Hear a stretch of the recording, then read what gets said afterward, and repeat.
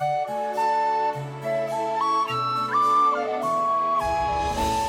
Tara. I'm Ryan. We love Disney movies. So we decided to watch them all, from Snow White to Frozen 2 and beyond. Each episode will watch a different Walt Disney Animated Studios film and tell you all about it. Did we like it? Does it hold up? Who's our favorite hero? Or villain. We'll give you history and fun facts about each movie.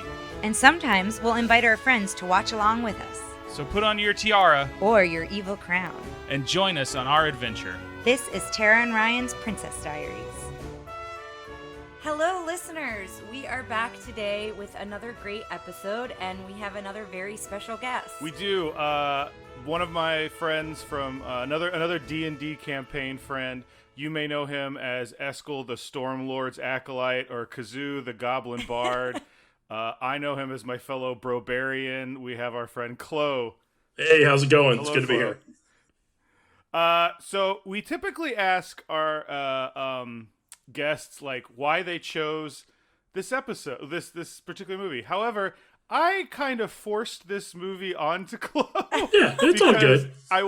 Because I wanted to have Chloe on the show, and this was the most Dungeons and Dragon-y Disney movie I think there is right now. Other than, I guess, Onward by Pixar, but that seems to be like not making fun of, but I actually thought that one was really good, so we started it. You weren't into it. I was into it, but I think we're both tired. We both wound up like not finishing it. We need to start it over and watch it again because we've heard really good things about it. So. Someone pointed out to me that the Chris Pratt part felt like it was written for Jack Black, and now I can't like unsee that.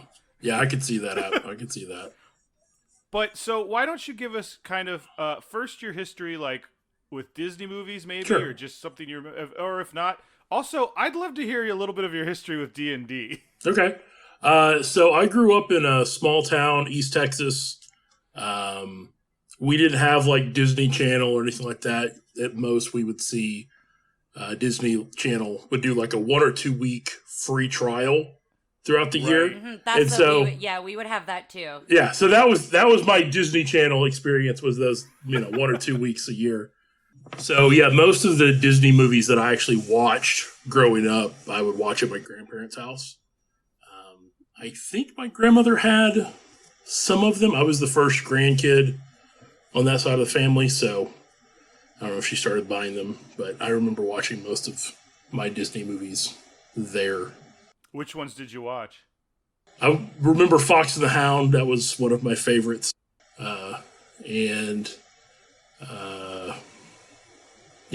The classics, Sleeping Beauty, and I'm also curious to hear a little bit about your D&D history. Okay, so like I said, I grew up in a small town. We had like 2,000 people. D&D wasn't really a thing at our high school. I don't know anybody that played in middle school or high school. My friends and I were the kind of people that would have probably. But also, being a sheltered church kid in the 80s and 90s, I don't know if that would have went over real good with my parents or not at the time. It wasn't until like 2014 that I started, or 2015 that I started playing. See, that's funny because I always assumed you've been playing for a long, long time. No. I don't know why. Yeah, so 5th edition came out in 2014, and in 2015 people started streaming it online. Like they would stream their games. There was a RPG show called Titan's Grave with Will Wheaton from Star Trek The Next Generation. And yes. So he ran a game online, and I watched that, and I was like, that looks really fun. I should check that out. And one of the cast members was also a cast member on Critical Role, which is just huge when it comes to D&D streaming right now. And so I watched that, and I'm like, I gotta play this game. So me and my roommate went to the local gaming store like that next week, and I don't think I've gone more than a couple of weeks since not playing. So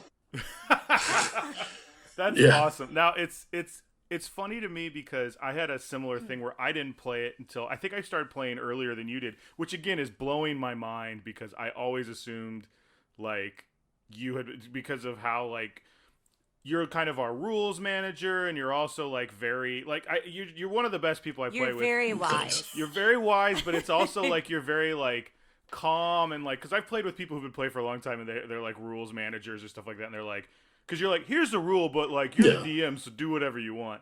But when I was in Boy Scouts, somebody brought I don't know what edition it was, because I never really got to play, because I spent all day making this illusionist character, and then I went up and I did something very stupid, because I never really played role-playing games before, like, I don't know, poke the dragon with a stick? Like, I didn't know. And then I died, and the guy basically took my character sheet and like tore it up, and like it was one of those DMs. Which was the incident you and I met on, was when we all died that first time at Vigilante that was pretty crazy.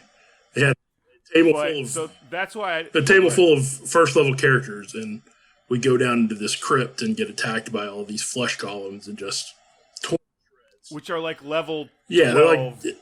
Like one is a level 12. It was crazy. Bad. And I've never seen Tara's eyes glaze over faster than the conversation we're currently having. Last night, she came in, I was like putting together something furniture, and I had Star Trek The Next Generation on. And listeners, Tara's usually very, very accepting of a lot of my nerd things, but lately there's a few things where she's like... And a lot of them I'm interested in as well. But it was Star like... Trek, I haven't gotten into. I was explaining to her, I was like, see, Alexander is Worf's son, and whereas Worf is a full-blown, full Klingon by human parents, there is some human, and she's just like, I have never been turned off so faster to anything in my life. And I was like explaining it, trying to be funny, but... so we'll try and get out of this. No, that's fine. I find it interesting to hear your backgrounds in it. Listeners, if you haven't gathered already, I do not play D&D. I know nothing about it. I have played a role-playing game with Chloe and Ryan. Yes. And you were very good at it, too, by the way. Thank you very much. I enjoyed that one. Old Soup Can Sanders. Yeah. But yeah, so for me, it's interesting to kind of hear your background and your stories. It's more when you start talking about like when you start using the specific jargon things. Yeah, and that's the same thing with Star Trek. When you start like going into his family history, like that's when my eyes glaze over, because I'm like, this means nothing to me. Yeah, but I think if I was like, he's from a warrior race that like and he's trying to fit in, like the general ideas. Yeah, I think you that would find makes more sense. And you were than... doing it for a laugh yesterday. Yes. And today it's the same thing. Like, I am interested in how this connects, like why you think this is a very D&D movie and things like that. I am interested in that. Have we mentioned the name of the movie? I think we have not. No. But if you downloaded the podcast, you have the title. So we are doing 1985's The Black Cauldron. Yes. But do you know what the name of the books it's based on? Yeah, so I have some information on that, but I'm curious before we go into it, has any of us seen it? I have not. I've seen it. Okay, I have not. So one of the things to know about this one. So you're the only one who's seen it. Yes. Okay. So one of the things to know about this one is it was a failure. Yes, I have some notes about that. And it didn't come out on any sort of media, home video or whatever, until 1998. I have that as well. You're stealing all my facts. Well, I'm saying it for a very specific reason. That's because fine. When I was in high school, we were like, this is the failed Disney, and it's the first PG Disney movie, and it's dark, and blah, blah, blah. And I remember us, like, these edgy, like, we used to watch, like, horror movies and stuff in high school. We were like, let's get the Black Cauldron, and we'll watch it finally in, like, 1999. And we watched it, we all fell asleep. Like, I think I might enjoy it more now, but at the time, I think we wanted it to be, like, they're cutting off heads, and like, you know, we were like dumb late 90s edgelord Limp Bizkit listening jerk kids. So that makes a lot of sense though, because I was trying to think of the Disney movies that came out when I was, you know, middle school or whatever, and this fall into that kind of that time range, but I don't remember ever even hearing about it as a kid. It didn't come out till on VHS or whatever until 98. Yeah. That would. Yeah. Well, that's part of it. Is like I'd only heard rumors, and this is before the internet, and this is before all this. Yeah. Like it was all like, you know, things we built up in our heads, and then we watched it. We're like, that's fine. And in hindsight, the scene I very specifically remember is pretty creepy. Yeah. Like the cauldron born, which are like these skeletons that come to life at one point. It's creepy. It's not. We watched like Evil Dead 1 and hyping. Then this. Yeah. Okay. Yeah, it should have been the reverse. Yeah. Well, as you mentioned, it's 1985, and it was a 53% on Rotten Tomatoes. Yes. So, and it was a failure, as you said. It was the first Disney film to not be a musical or contain any songs in it or in the background. Which is funny, because one of the characters is a bard. Oh, that is interesting. Like, one of the characters. Yeah. He's a bard who has a lyre that whenever he tells a falsehood, the string plucks. Oh, that's funny. In the book, he's always talking about his like famous deeds because he's like a king in the book, and he gives it up to be a traveling bard. I read the book. It's based on. Yes, so it's based on 2 books, loosely based on the first 2 books of the Chronicles of Prydain. Yeah, so in Lloyd Alexander's Prydain Chronicles. Yes. And then the Book of 3, so it's the Book of 3 and Black Cauldron are the 2 books it's loosely based off of, but the Chronicles are a bigger series. So I read the Book of 3, and I very much enjoyed it. Like, it took a little while to get into because the main character has an arc, and their arc goes from annoying brat to, like, brave brat. Yeah. But that annoying brat at the beginning was very hard to like get into because he's a quote unquote assistant pig keeper, and he's like, I want to be an adventurer, and I'm like, please stop. but the book is really good. There's a female character in it that I hope she's as good in the movie as she is in the book because she's very flighty, but she's extremely confident and like, we need to do this and we need to do this. Yeah. Eleanor, which I have stuff about her. But anyway, the book is based off of Welsh mythology. Okay. So that's why the words are like Prydain and like Elenwy is like lots of Y's. Are very hard. Yeah, they don't just roll off the tongue. Yeah. Well, and as Ryan mentioned, it's known as the movie Disney tried to bury. And when I read that, I was like, well, you'd think the movie Disney tried to bury was Song of the South. Like, no, that got a ride. Yeah, but this is the one that they tried to bury from like after it was released. And as he mentioned, due to the dark content, that's why it didn't get a video release till 98. It was also the first film to have the classic white castle with the blue background. So we talked about that early on. When does that appear? So it appears here. So now we will see that, and we will see that all the way up until 2006 when the CGI version is used, and it's first used in the Pirates of the Caribbean Dead Man's Chest. Yeah. So that's the first movie to use the CGI version of the castle. So one of the things also about this movie was at one point they thought it might get a PG-13 or an R. Oh, wow. I saw that, yeah, and it winded up with a PG rating, and then the next movie to get a PG rating for Disney, can you guess? Dinosaur. No, there's one before Oh, there's one before that, okay. It's one of our favorites to watch at the holidays. Oh, it's Nightmare Before Christmas. That's right. So Nightmare got a PG rating, and then Dinosaur, which I was surprised I didn't know Dinosaur had a PG rating. Well, you haven't been on the dinosaur ride because the dinosaur ride is the most terrifying ride of all time. And if the movie is like half of that. Have you been on the dinosaur ride? I went on a dinosaur ride at Disney World when I was... The one that's like all in black. It's like dark room, and you're trying to save something before a meteor hits. I don't... The only thing I remember is sitting like in the little cart, driving the track and the animatronic dinosaurs. That's the universe of energy. Oh, okay.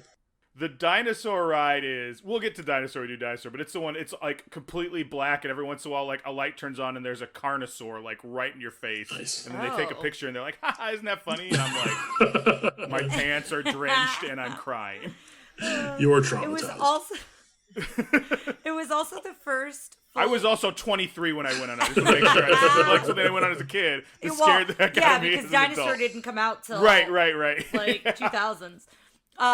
But this was also the first full-length Disney animated movie to incorporate CGI in its animation. Mm-hmm. So I thought that was kind of an interesting thing to mention. It's a lot of the like cauldron effects, and it's a lot of that sort of thing. Oh, okay.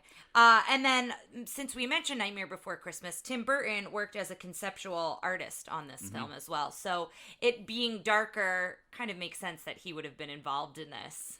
I think this is his last one. I believe so. What I read is this was his last one, and then he goes on to start his own. Well, he does Pee-wee's Big Adventure, like right after this. It's nuts.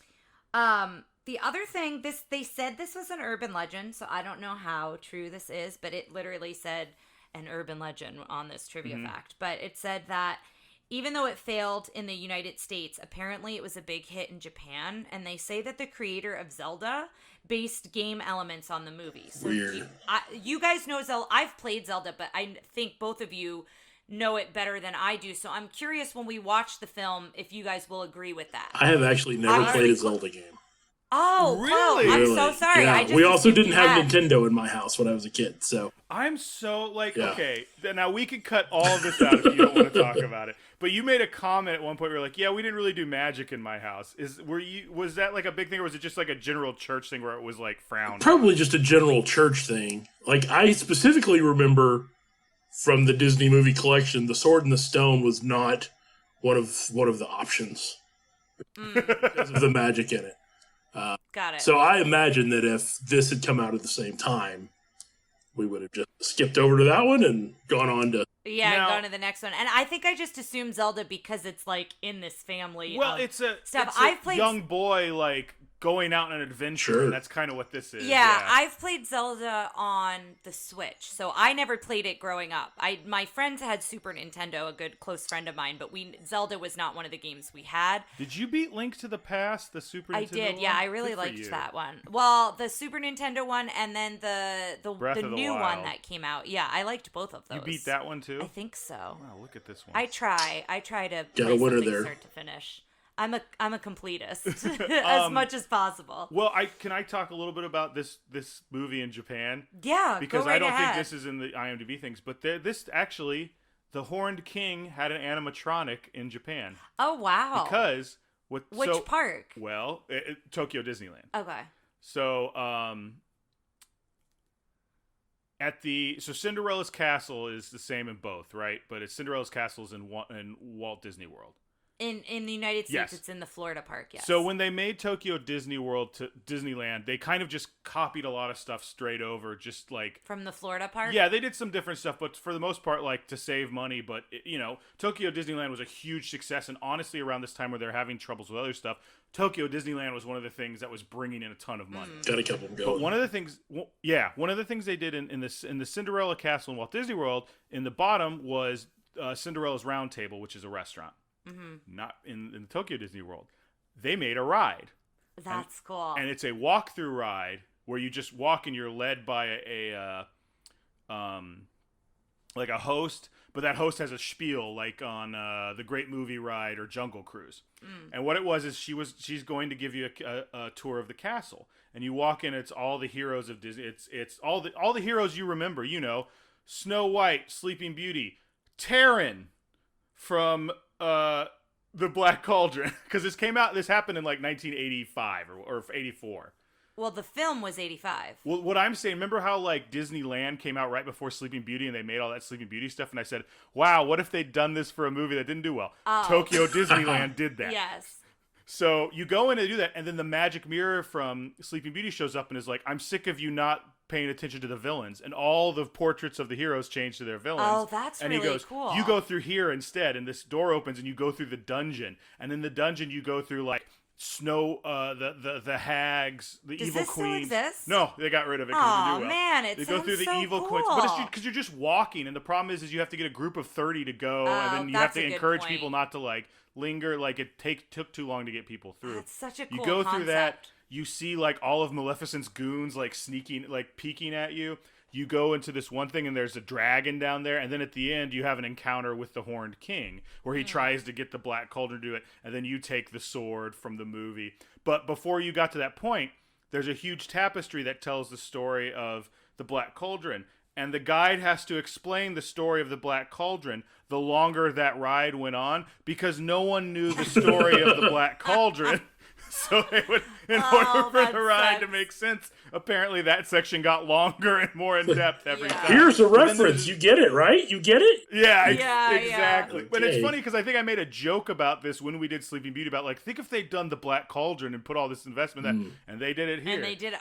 The concept though of that ride, like if they could have turned it into a like ride where you're in a cart or you're in a vehicle, but like I love the idea of the heroes turning to villains, and like I like the idea of that. It's the magic really mirror cool. going, I'm sick of you talking about the heroes. We're going to talk about the villains. Yeah. Now. Well, I we think always that's talk a really about we fun want a concept. villains ride. Yeah. But That's funny. I will say I will post this. There's a Defunct Land episode. Defunct Land, by the way, listeners, is a really great YouTube series that does like rides that are no longer around or didn't get off the ground, and I think they've done stuff on that proposed Villains Park or something like that we talked about. But I'll post a video for this, and it's got a walkthrough. Like someone snuck a video camera, and and back in like the 80s, early 90s, it was not easy to like sneak a video game, right? Seriously. They were huge. I'm wondering if that has anything to do with the fact that this was in Japan and they might have had like more advanced technology, consumer electronics. Potentially, but I still think they would have been a larger size then. Right, but no one seems to care, and I think this guy is. It's just, I see. He's got it up on his shoulder. He's just watching it, but yeah. Well, I have like only one or two more things. I don't know how many facts you have on it. That was my big thing I wanted to talk about. Was the ride. So I've just got one or two more things I wanted to mention. Apparently, when the Horn King activates the power of the Black Cauldron, the sound of a NASA space shuttle's solid rocket booster being ready fired was used. So we're going to have to listen for that because apparently they use that sound. And so I thought that was fun.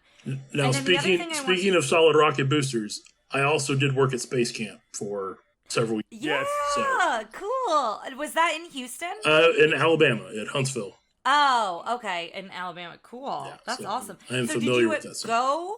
Did you go and then work there, or did you just work there? I didn't. I always wanted to. You would see the shows on Nickelodeon where the prize was, Yes, go to Space Camp, yeah. And anyway, so I always wanted to go. And when I was in college, they had a job fair at my school. And Space Camp was there looking for counselors for this program they had going during the spring. So I took a semester off college, went and did Space Camp for 7 months, and then went back to school. And then the next 2 summers after that, I was a counselor at Space Camp. That's awesome. That's really cool. I did the thing where you go and you do everything in one day. Do you know what I'm talking about? Yeah. It's like you have a group and you go do everything, but instead of everyone getting a chance to do everything, it's like you're going to be the one kid who does this thing. And I did the thing where it was like, you feel... No, it's not the spinny one. Oh, it's not the spinny thing? The spinny thing, I don't think I did. The man maneuvering unit? Yeah. Where you're like wearing the backpack and... And you just... It's just on a thing, and whatever you do, like, it moves. Oh, so that's I'm like, cool. no.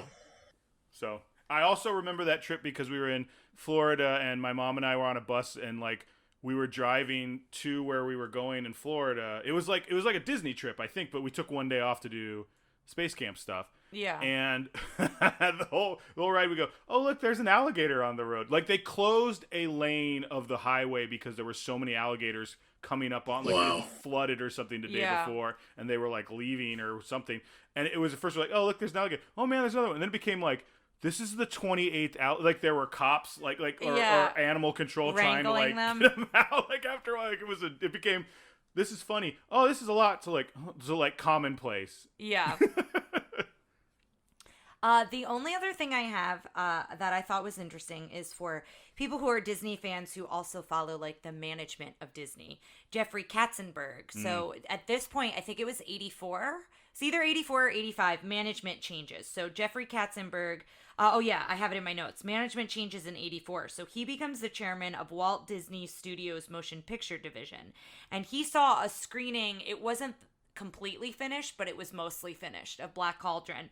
And he was appalled by its darkness and graphic nature. So he like really was not for this film. He goes, edit 10 minutes out. And they were like, you can't edit like an animated feature like you can a live action. Doesn't work that way. He goes, all right, give it to me. And he just took it into an editing bay and started editing it himself. Oh, wow. And then Michael Eisner like had to be told, he came in and they kind of discussed it. But like they cut like 10 minutes out. There's apparently a part in here where like the music just skips because they had to just cut a little scene out. Yeah. Now it's a scene where the Cauldron Born, which are the undead, like touch him and he like gets all these boils and melts into like a thing and becomes one. And they were like, oh yeah, that needs to go immediately. So like this like just scene just gets like it's snipped. But this is all the whole Michael Eisner Katzenberg why they hate each other, because Katzenberg goes on to be part of DreamWorks SKG. They make Shrek, and that's one of the reasons why they say Farquaad in Shrek looks and seems a lot like Michael Eisner. Got it. Well, I think if that's everything, do we have anything else we want to say about it? You good, Chloe? Yeah, I'm good. Okay. All right. Yeah, so we'll be back in a few. Yeah, we'll take this one out of the old clamshell. Or, geez, who even knows if this has a clamshell? I don't know. It might have just had a paper. They might have not we're gonna, spent the hold extra on. money. Yeah, we're going to open up the vault, and we're going to take this out. We're Yep. going to watch it, and then let you guys know if we want to put it back Yeah, in. we'll blow all the dust off of it in the vault. All right, listeners, we'll see you on the other side.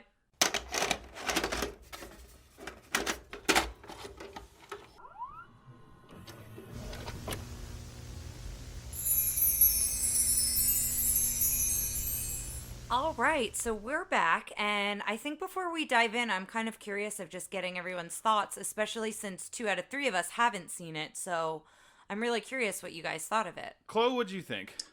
There were parts of it that were pretty interesting. There were parts that were not as interesting to me. Yeah. Some of the characters I thought were a little weak. I agree with that. What do you think?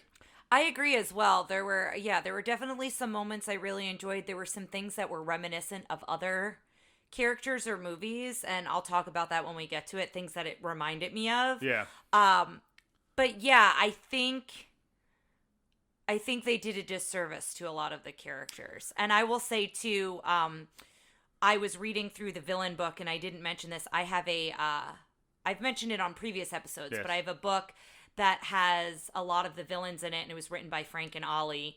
And so they talk about the Horned King and the whole production of it in general. And so I want to get to that a little bit once we talk about each character. Because they got the rights for this in like 1971, and we're trying to make it. This book's from like the late 60s. Yeah. I liked it a lot better this time than I did the last time. But Well, the last time, did you see it all the way through, or you fell asleep? I don't know if I fell asleep or if it was just... I thought the Cauldron born being born, I guess, happened like earlier. So I think maybe I don't know. But there were a lot of parts of it that I really enjoyed a lot better. I would go so far as to say I liked it. Like, Okay. it's more of like, this feels like a cult Disney movie I like, and there's just parts of it. Like, I don't know when I'd watch it again, but I definitely think I'd watch it again. Okay. Or I'd at least watch parts of it again. It also seems like you really like the book overall better. It's interesting. At least when we were watching it, you were mentioning things that you liked that they did. And we'll talk about it when we go into it. But I think the book handles the character of Eilonwy. Here's the other thing. Do you guys think this movie might have done better if anyone had a name that you could possibly wrap your mouth around? Like, they were all just like... Yeah, or names that were easier to remember. Yeah. Because even though I wrote them all down, sometimes it was, like, hard to remember everybody's name. Yeah, they were definitely leaning into the kind of Celtic Welsh sort of Yes. naming, which is fine if that's what the source is, but It's also not... it does make it difficult to remember Yeah. sometimes. Yeah, well, and they said it was loosely based off the books, and it sounds like it's more based off of the one you read, which is which one? It sounds like it's based more off the Book of Three. The I Book will of tell you Three. one thing I think of. If you put a gun to my head right now and ask me why the first book is called the Book of Three, I cannot remember why, like, at all. Like, Yeah. I'm, like, reaching back in my head and going, I don't know what the Book of Were there Three three is. books in the Chronicle series? 'Cause No, there were 5. Oh, there were 5. So Okay. that's I not was even like, it. all right, never mind. I have no clue. All right.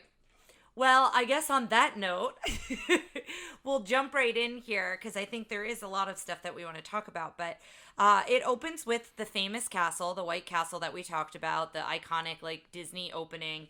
And then the story starts. So we jump right in. The credits are at the very end. And I think from here on out, that's kind of how it works with Disney films now. And it starts with the narration about the Black Cauldron. And it's very dark and ominous in these first couple minutes. Well, it's like a king that was so frightening the gods even were afraid of him. So they threw him into molten iron and made him into a cauldron. And I'm like, okay. Yeah. That's the best so you could it's- do. Exactly, yeah. So it's like an intense couple minutes, and it is like a lot of intense storyline from the beginning, I think. And then it cuts to a bright and cheery cottage, and we meet this old man who we find out is Dolben. Dalvin. Again, We're probably going to pronounce the names wrong, but he's talking about the Horned King and Terran, the boy. who reminds me of Wart a little bit Yes. from Sword in the Stone. He's got a similar quality to Wart. And we find out that, they're making this food and it's for Henwin. And we don't know who Henwin is yet. But the boy is kind of annoyed that, like, the food's for Henwin and not for the boy. And we find out that they're feeding the pig and that it's a special pig. So at first we don't know why Henwin is special. And I like that the cat's name is Cat. Like, he just calls him Cat. Like, the cat doesn't have a name, which I just thought was funny. And then this is where we find that Taran is a bit of a daydreamer. He wants to be a warrior. He, again, very much like Wart. Like, he wants to be much more than kind of what he was born into. Literally doing some of the same stuff as Wart, just like sword fighting with a stick. And, yeah. And so as he's doing that, we're finding out he's really the keeper or the caretaker of the pig. In the book, they make a big deal about him being an assistant pig keeper and how much that's a nothing job. Oh, yeah. Like, it feels like assistant to the regional manager. At the office, yeah, it's a made-up title. Like, he keeps running around. They're like, oh, you must be a like, when he meets Ellen, he's like, I'm an assistant pig keeper. And she's like, do pig keepers need assistants? He's like, some of them do. What's worse, though, is there's literally only one pig. Yeah. Exactly, Why do you need an assistant pig keeper if you keep one pig? Yeah. Yeah, there's one pig and some geese. That and a goat. And a goat, yes, and a goat. So in the book, he knows that Henwin is oracular, which is what we get to in a sec, that Henwin can see the future and has visions. Yeah. But in the book, like, he knows, like, she's a very special pig and they're paid, like, maybe the Book of the Three is what Dalbin writes in. Like he kind of, like, they're in charge of keeping care of this very special pig. And are they in charge of keeping the history? I don't remember. I'll figure out why. It's literally not important to the plot. Okay. But the book is, he knows it's a pig. Henwin freaks out first. They don't know why. It turns out it's because the Horned King is coming. Who in the book, the Horned King is not like the big bad. The Horned King is kind of like second in command. And the Horned King we see in the movie is more like Arwen, who's like this big, like, Sauron type figure. But the Horned King in the book is like a big muscular dude on a horse with like a helmet that looks like his thing. And his arms are forever red because they're so soaked in the blood of his enemies. Oh my gosh. That's dark. And he's the big bag of the first book, but spoiler alert, in the book he dies at the end. But Henwin runs away, and the story is not about finding the Black Cauldron, it's about getting Henwin back. And Henwin's run away because all this bad stuff's going to happen throughout the book. And Henwin's scared when Yes. Henwin sees that. Got it. So in the movie, the pig starts freaking out, as Ryan mentioned, and Taran doesn't know why. Dalbin seems to know why. And this is when he's like, she has powers. And, you cannot repeat this. Do not tell anyone that she has powers. We have to keep it secret. And so I want to know how they're making any money, because they don't have well, they other don't pigs have a to ton sell. of money. He gives them a slice of bread and an apple to go on his way. So I don't think they have a ton of money. I think a slice of bread and an apple was kind of a big deal back then, but like, Yeah. it's not enough to satisfy him. But yes, go ahead. But anyway, they see the images of the Horned King in the water. Let me jump in here for just a second, Tara. Oh, yeah. One of the things that I love about this part is when they're using Henwin to kind of cast this kind of divination spell or see into the future. Dalbin does like this kind of rhyming, I don't know, Spell or whatever. But anyway, I wrote it down. Henwin from you I do beseech, knowledge that lies beyond my reach. Troubled thoughts weigh on your heart.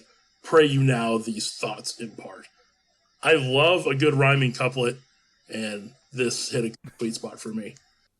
I also Yeah, like that I they like agree. kind of hypnotize, like, Henwin's Henwin doesn't eyes do turn it. like pink and like it seems almost like in a trance. Like, Henwin doesn't do it of her own volition. She has to be hypnotized in, like, her snout. Like, who discovered that the first time? Yeah. And I hope she doesn't have like a real long dream, or she's probably going to drown in that water. Yeah. Yeah.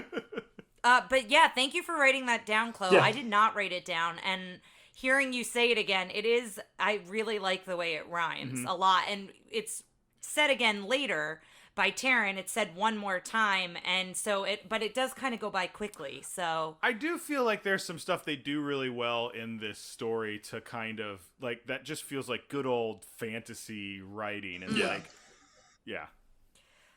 So as that's happening, they find out that the Black Cauldron, or Terran, I guess, and us as the viewer find out that the Black Cauldron is really a weapon.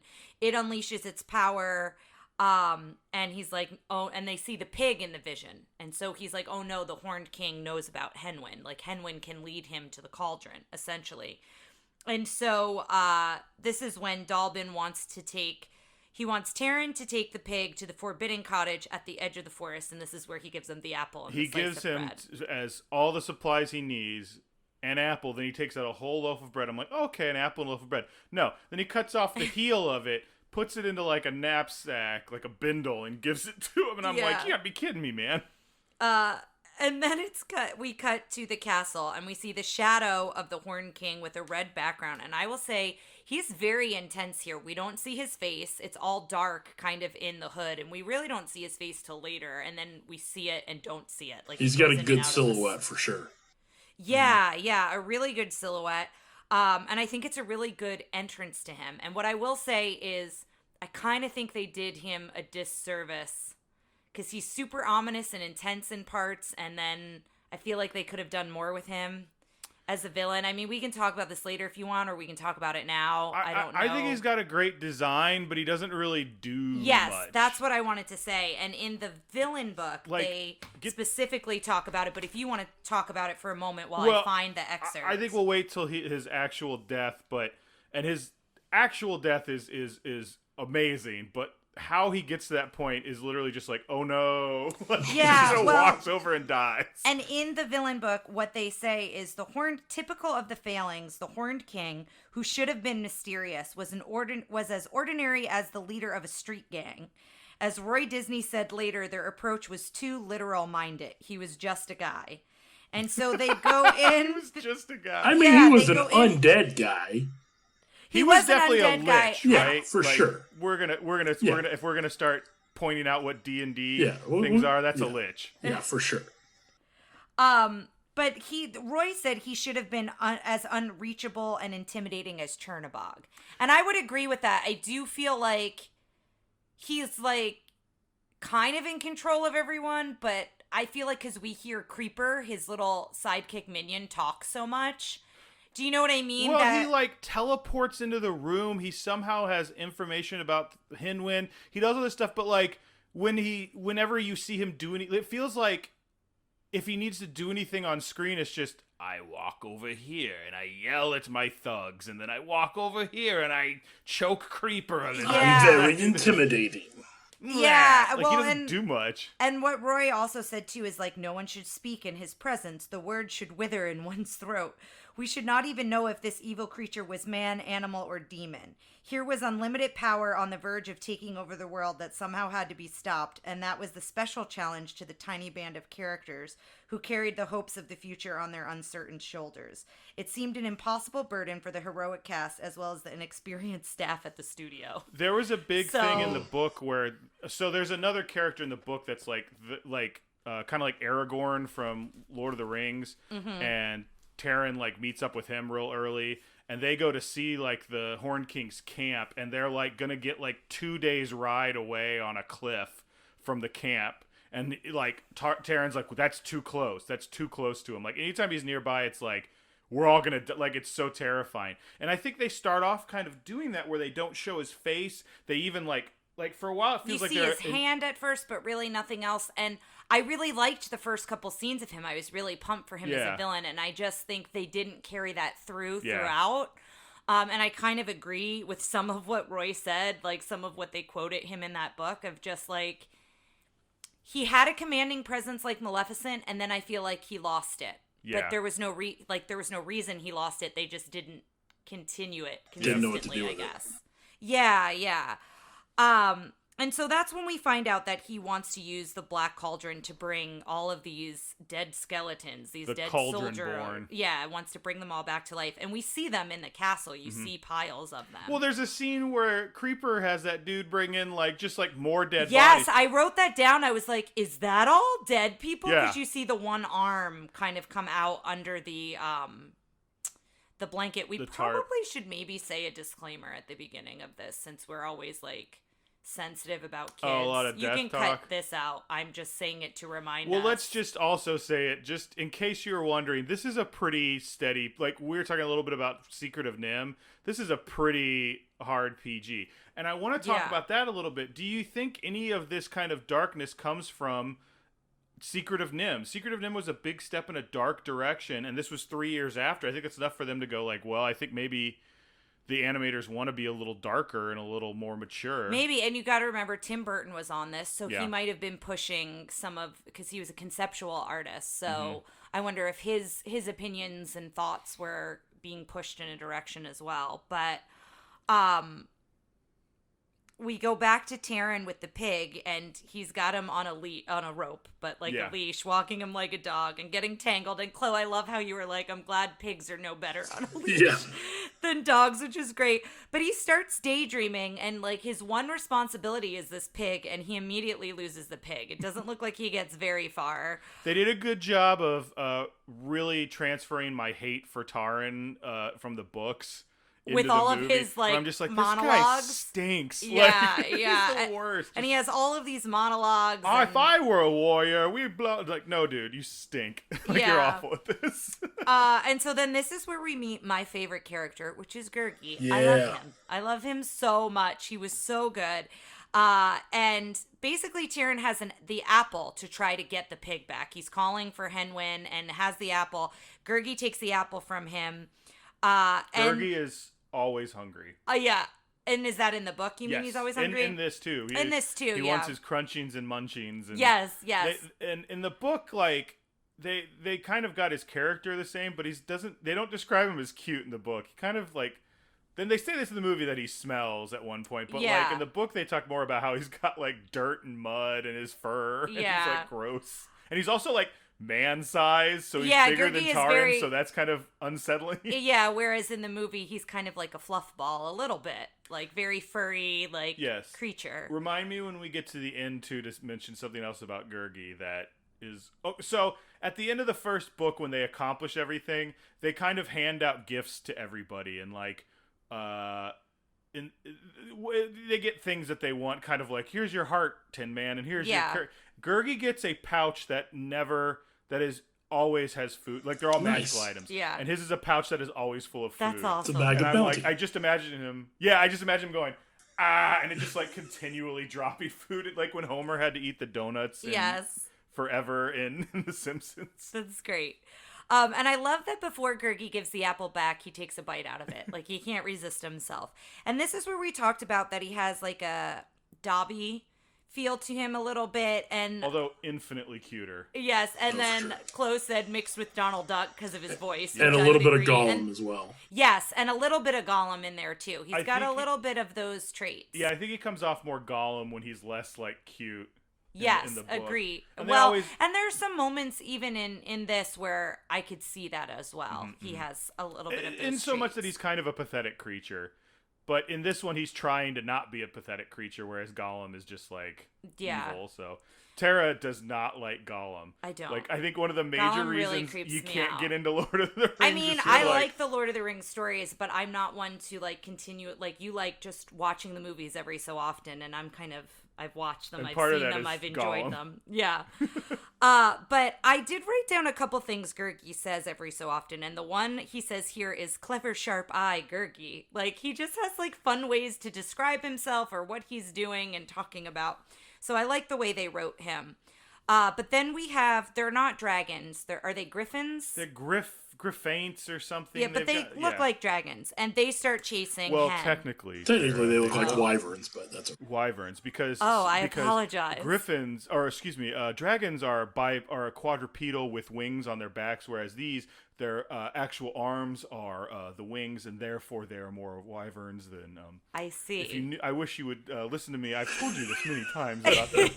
Now, is this a specific character in the D&D universe that you're talking about when you say this name of not a dragon? It's a whatever you just wyvern? said it was. Yeah, it might be mythology and not just D&D. But it's in the world of D&D as well. Yeah. Okay. If you want to run into a wyvern more than you want to run into a dragon, because there's probably lower level.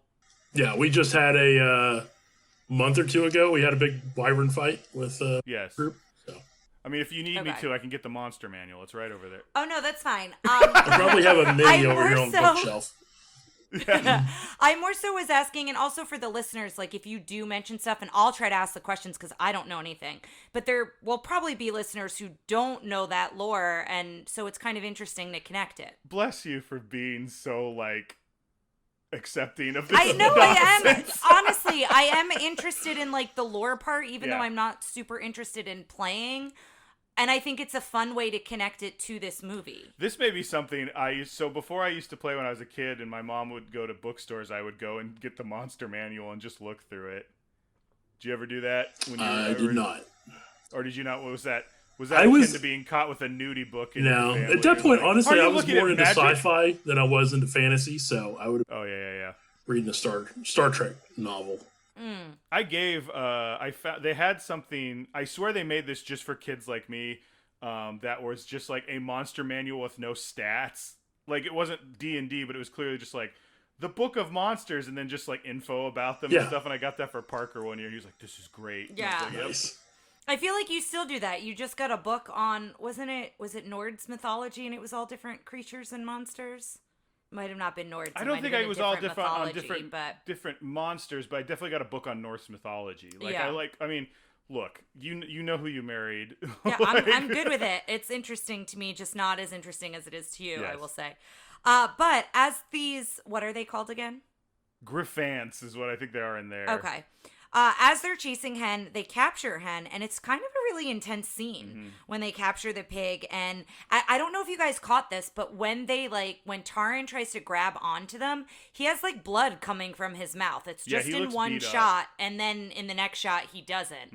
But he is kind of beat up in that one scene.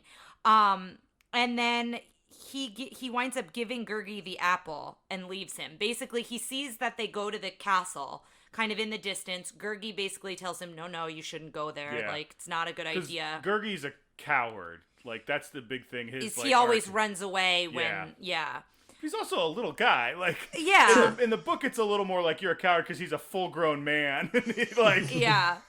But yeah, and then that's when Taran's just like, here, take the apple. Like, I've got to go get Hen. I'm going to go and do this. And then sneaks into the ricketiest castle of all time as, like, a brick dissolves and then he climbs through the wall. Yeah, I heard that he climbs through a hole. I don't even know that the brick dissolved. Did it dissolve? I thought like there was like leaves or marsh or something. Oh, there was like a branch or something in the way. I think you pulled to the side. Yeah. I thought the whole brick just disintegrated. Yeah, I was like, wow, this place. And then I wrote here, sweet theremin, because Ryan loves theremin, and it's throughout, but this is where we first hear it, I think. If you guys have ever heard, there's a lot of it in like the Ghostbusters soundtrack, but it's a theremin is like an instrument that's we may have heard of theremin before, and I don't know why I'm explaining it now, but it's like the electromagnetic field, and you move your hands to distort it, but it's like, it's like you should post a Facebook video just while we're like, absolutely, when this episode comes out, or just anytime I want to, because I love a theremin. I bet you could find people playing theremin Disney songs. I feel like there's actually I don't know if it's an instructional video, but it's like an explanation as to like how it works. So he sneaks past the guard, and we see kind of this vicious dog that comes back a little bit later. But he sneaks past both of them, and there's this whole group eating. I don't know what you call them. They're not really minions. They're minions. They're thugs, minions, but they look like dude barbarians. They're humans. They're not like creatures. Yeah. And then there's a lady dancing. A gypsy in a thong? Like, doesn't her skirt go up? Yeah, her skirt goes up, and it's a little, like, inappropriate for a moment, and she's very top-heavy. Yeah, there's a lot of bosom in this well endowed. Yeah, so... a little bit of gyrating. Yes, yeah, and they're all making fun of Creeper. So I like Creeper a lot, too. I like Creeper, I like Gurgi. Creeper he's like the main minion for the Horn King, and he is very reminiscent of the goons from Maleficent. He's got a lot of similar qualities that they have. He's a brighter green. They're like an olivey. He's clearly a goblin. Like, he's gotta be, like, that's gotta be it. Yeah, and so, they all stop all of a sudden. So they're eating, they're carrying on, the woman's dancing, and they all stop when they see a sound. And then there's sorry? Oh, when they hear a sound. You're right. Hey, when they hear a sound hear and that? see... Wait, listen. You smell something Yes. from Ghostbusters? They hear a sound and see magic. So There you there's go. where see comes from. Because it's like, it's almost like a blue light. I kind of forget how it was animated here, but they do something here, and then the Horned King appears. This feels like the start of the CGI special effects. Yeah, and so he appears here. And as far as I can remember, that's the last non-cauldron magic he does. Like, he's got that one trick to just, like, appear. Just show up. And at first, Creeper says, we're celebrating our success, and then he very quickly corrects himself. Your success. And brings in the prisoner, and it's Henwin. And at this point, we still haven't seen his face, I wrote in my notes. We see it a few minutes later in this scene, but at this point, we haven't seen his face yet. And I wrote here, Creeper's doing all the talking. I kind of wish it was the other way around. I think it would have given the Horned King a little more authority if he was kind of addressing his minions versus like Creeper just like talking. Creeper almost sounded like he was talking for the Horned King a little bit. But anyway, we see the hot coals. They're like trying to force the pig to put its head in the water, and it won't do it. And then Creeper's got hot coals to try to force the pig, and that's when Taran screams. So Taran could have like snuck around a little bit longer, but he was. All that means is he rolled very badly on his stealth check. Is that what it means? So Taran screams, and that's when he's found out. So then, of course, everybody draws their attention to him. So, real quick, before we go any further, Chloe, you said you'd written down what classes you thought everyone was. What D&D class do we think Taran was? Now, Taran? a question for a non-D&D person, like what defines, like what is a class? So it's like wizard is a class, fighter is a class, ranger. It's So like more your like your job. character? Oh, your job. Okay. It's all the abilities you have. It's kind of like Okay. how you, as you progress, like a thief may be more dexterous and put more points into stealth, whereas a fighter is fighting and that sort of thing. I'm Dexterous comparing this to Skyrim. So it's like when Yes, you do the exactly. different abilities in Skyrim. Now Skyrim doesn't lead you down a path, whereas yeah. D&D you declare something and there's only certain things you can do because that. Got it. Unless you're Travis, our other friend, who will hopefully be here for the Treasure Planet episode, who does like 4 multi-classes, and it's. Oh, my goodness. But yeah, it's a similar thing where it's like if I'm training to be a thief in Riften, right? Well, it's the Thieves Guild. So remember in Skyrim where you find those 3 stones and one's like magic and one's like a warrior? Yeah, and you have to pick one. It's like if you picked one and then you could only do that. Okay, got it. Thank you. So what class do we think Taran is? So he's definitely a fighter. Okay, which is kind of run of the mill. Yeah. Like if you wanted to play, I'd suggest a fighter. They're pretty. Okay, so basic. You do one thing, you hit things with your sword. Based on the other characters that we've met so far, we haven't met Princess yet. Gurgi, I would say Gurgi is a rogue. That's what I was gonna say because he seems like he sneaks around a little better. The Horned And he steals King, things. He keeps pickpocketing people. Exactly. Yeah.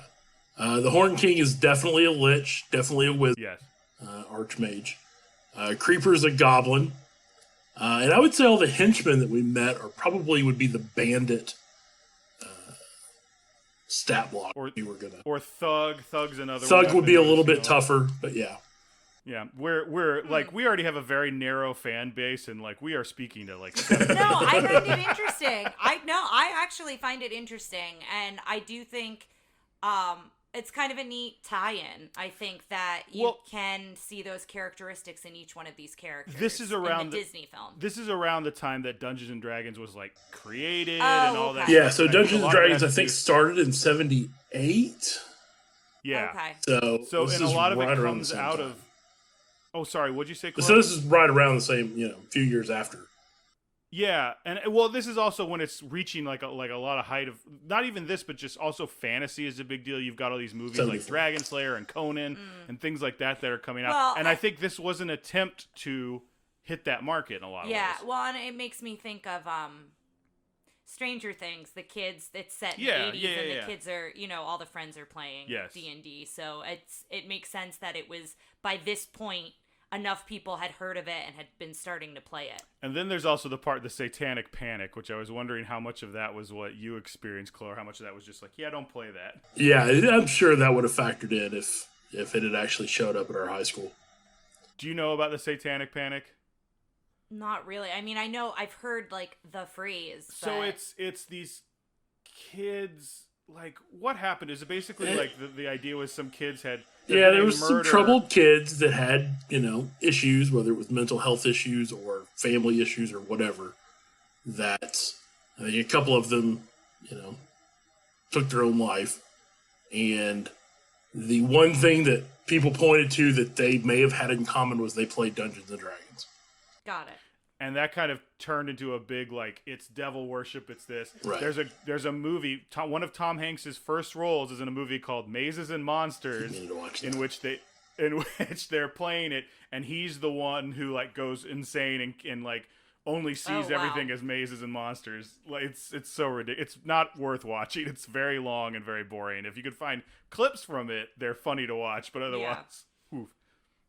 Well, we'll dive back in, and then as we meet a couple more characters, we'll talk about.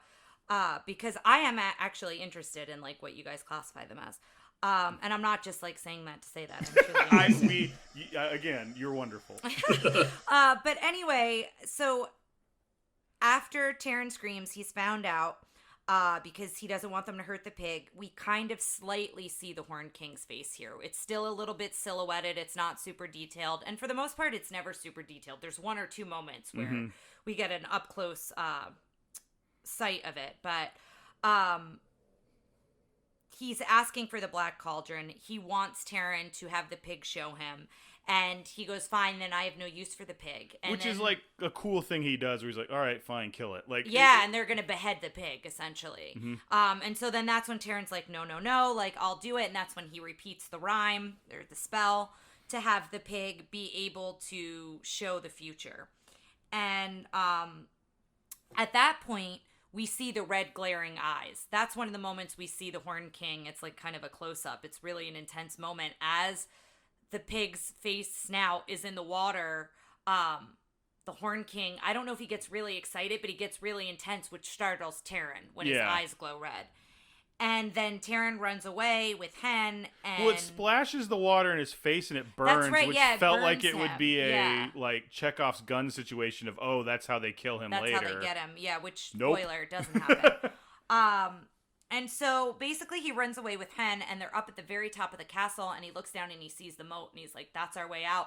And he's pushing Hen up onto the stones. And my thought was that would be if we had to get Lady up there. Like if it was like we had to get Lady up, like the way he's pushing the butt of the pig, it would be how it would work if we had to push Lady. It seemed a very similar movement. About a 55-pound pit bull. Like, yeah, like, no, I don't want to go up there. And just like pushes Hen, it's very high up. And just like, Hen, remember to swim, or make sure you swim. Something about swimming. Hope this water's deep enough. Yeah. And then we just watch the pig go into the water, and then obviously Taran was going to follow, but they capture him instead. Some of the henchmen capture him, and they put him in the dungeon. And then this is when we meet Eloise. Eloise. I have a lot to say about her, because you heard her when she came on screen. I was like, yes. Like, I love this character in the book.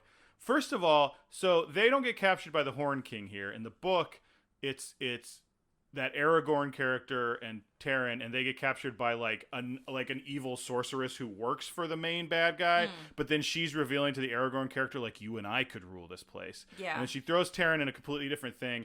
And then like there's this whole thing. You remember? So in the movie, Eloise like just pops out of the ground, is like, oh, hello, and they never really discuss what was going on. Yeah, we just know that she's been captured for magic. She has a bauble, but it's like a glowing light. It's like the mage spell again, to go back to Skyrim. Hey, look at you go.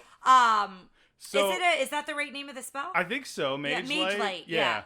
But that's what it reminded me of. But she just says she's been held prisoner because of her magic, because the Horned King thought her magic could tell him where the Black Cauldron is. But yeah, she kind of just appears. It's just her bauble. She doesn't say her magic. She says specifically that bauble, which disappears for most of the movie. Yeah, once they're out of the castle. In the book, she's kind of like Theon Greyjoy, in that she's a warden, like captive to this sorceress who's her aunt.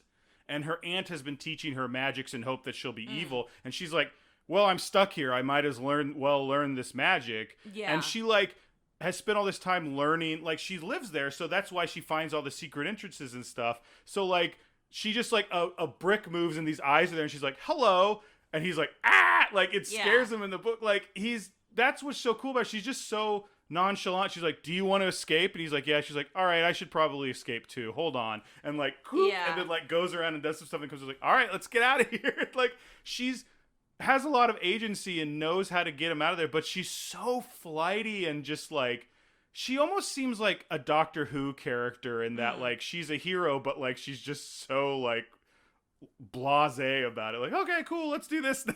Yeah. And she has a few moments in the movie, but not nearly as much as it sounds like she has. Well, they in the give book. her a lot of the stuff she does. Like, we'll get to that in a second. Okay. A lot of stuff she does, they give to Taryn. Got it. So they then start looking around, like after she kind of like gets him out of the chains or kind of how he was tied up. They start looking around and they stumble upon a burial chamber, and this is where Taryn finds the sword. And spoiler, I thought the sword was going to be how they destroyed the cauldron because the sword had all this magic to it. And I was like, oh. And then we find out later he winds up losing the sword, and we'll talk about that. But that's like where my brain was going, was like, oh, they're going to use the sword to like destroy the cauldron at some point. But then this is where we see Creeper guiding other henchmen with a cart, a wooden cart, and it's this giant like tarp Pile of and something. You see just an arm, like an arm of a person that looks like they are no longer alive. It like just pops out from under it. So that was like kind of a dark moment that like he continues to gather all of these dead bodies for his army of the dead when he finally gets the Black Cauldron is I guess what's happening there. And they see that they're tying up a new prisoner, and this is the bard and the minstrel. And I'll give you $20 if you can. I wrote it down later. I wrote it down later, but I don't Flim have it. Flam. We're gonna call him Flim Flam. Fluter I Flam. have it later. Yeah, and I'll say it, but it's something like or was that it? Was that Fluter actually Flam? Yeah. Fluter Flam? Yeah. Pflugerville. Yeah, Both of those have two double F's at the beginning. Yes. Yeah. FL. This is so Welsh. Yeah, and so I do refer to him a lot as the bard or the minstrel, but right away we see the string snapping, which you mentioned at the beginning, like when he's not being truthful, a string on his harp kind of snaps, and this bit continues throughout the whole film, And it's it is never not funny. It's a very comedic bit that I think is needed. I do think humor is needed in this film. I think Gurgi. I knew all of a sudden I lost it. Gurgi. You're thinking Grogu. Yes, I am. Gurgi provides, I think, much needed humor in moments, and as does Creeper every so often, and then the bard does as well. I like that they never explain. They never explicitly say this only twangs when he lies. And then it's always restrung, so I guess he's restringing it. In the book, they talk about he spends whenever he's not lying, he's like, he sat there restringing his, like, he's trying to fix it. And they never explain, like, why. I don't remember. Maybe they do in the book, but he's just like, yes, it does this. And it's like, why don't you get a regular one? Yeah, and so as he's tied up and he says, oh, I'll sing a song or whatever, and he looks over and he sees... This part really made me laugh. Another bard that is a skeleton who's been tied up there. And then that's when he shouts. He, like, screams that he needs to get out of there. And then they free him. So Ellen Wee and Taryn free the bard, and then a chase scene begins, I think, here next. Real quick, Chloe. Obviously, Flim Flam is a bard. Like he says, I'm a bard, so that makes sense. But what do you think Princess Elonwy is? This one's rough because she doesn't really do much. Severely underdeveloped as a character. In the book, I'd say she's probably multi-classing wizard and maybe ranger or fighter. So here's what I've landed on. I think she is probably a noble. This is from 3.5 edition. That was I had to dig deep for this one. So I think she's a noble with maybe the magic initiate feat, which lets her fight, which is how she gets the little bauble. There you go. Or she's just got one level of artificer. Maybe that's it. There you go. There you go. Artificers can create magical items. Oh, okay. Well, thank you guys. You're welcome. I like that we had to do a deep dive. In one way, I don't like that we had to do a deep dive because I wish she had more agency, right? Yeah. I'm always looking for female characters with agency. And I like that she has it in the book. So, listeners, I encourage you, if you connect with this story or you've watched this movie, it sounds like maybe go read the book. So in the book, she's the one who gets the sword and carries it. Like, interesting. I forget what Taryn gets. Like, they arm up. And then she gets the sword, and it doesn't, like, glow or anything. I don't even know if she really uses it much, because I think they just get it, and then, like, the rest of the book is them trying to not get into big fights. They're trying to stay ahead of the Horn King's army. But near the end... So the Horn King's army is created, I think you mentioned that at one point, it's created earlier on in the book than it is They in the just film. exist. He has the Black Cauldron. Oh, so he already has it. But he dies at the end, so I think the big bad is trying to then get the Black Cauldron and the Black Cauldron. I don't know. Okay. But his army is of Cauldron born. So they're trying to go after him. And the big thing there is they don't talk about them being skeletons, but it's like they don't get tired. So like they have to keep moving all the time because they don't sleep. So they... spoiler to the end of the book. If you don't want to know how the book ends, skip ahead. Islandwe has that sword. They don't know it's a big deal. They just think it's a sword. They get to the end and like Taryn gets it and he goes to attack the Horn King. And when he does, it shoots lightning through him and hurts him. And then like that Aragorn guy shows up and actually kills the Horn King somehow. But the whole thing was it was a magic sword. And the reason Islandwe could do it is because she's of noble blood. And Taryn couldn't use it because he's not. But it was like, that's a big, brave thing you did. And that was his brave moment. And the thing was drawing it. But like, she has it the whole time. Like, you know, it's not nearly this lightsaber-y thing as we find out it is Yeah, here. and what I write here is a whole chase ensues. And Taryn and Ellenwe get separated. And this is when he uses the sword and we find out it's magical. So it glows every time he uses it. And he's able to... pretty much do anything with it. Like, it does pretty much anything he wants it to do. Oh, yeah. When he aims it at something.